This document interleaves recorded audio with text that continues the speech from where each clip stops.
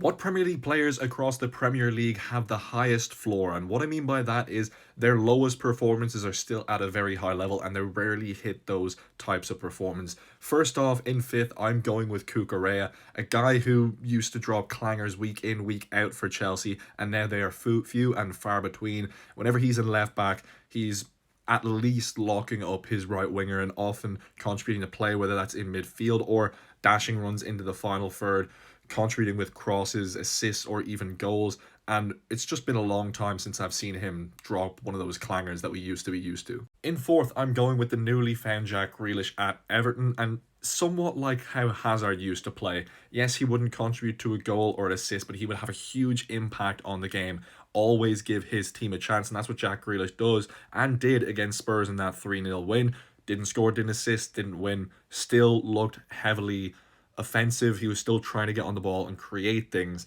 And I think that's just going to be the case for Jack Grealish from now on. In third, we have Van Dijk, and his floor used to be a lot higher with his injury losing a bit of pace. With Kirkes on his left hand side instead of Robertson, he kind of has to make up on his left hand side and right hand side because he used to just have to do it for Trent and maybe not as great as a centre back like Matip or Joe Gomez, but he's still operating at an extremely high level most weeks, week in, week out. He really is at a top level, but just with that lack of pace, I think that kind of hinders him, especially because of the situation he's in. In two, we have Rodri, who historically possibly has one of the highest floors we've ever seen, but I just think this current Rodri, after the injury and also in the situation he's in the Manchester City side, it's a completely new look. Manchester City side that's performs quite differently, and I don't think Rodri's quite used to it yet. So I think his floor is a bit lower than it used to be, but still ridiculously high. And number one, it's Moises Caicedo. Over the course of 18 months, you can probably name one or two games where he wasn't the star man in.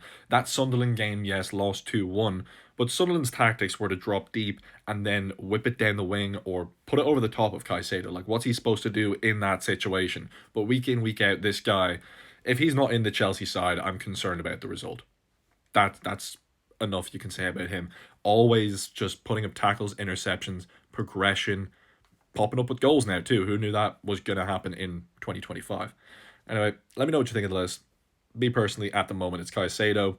Legacy might make you think Rodri or Van Dijk though.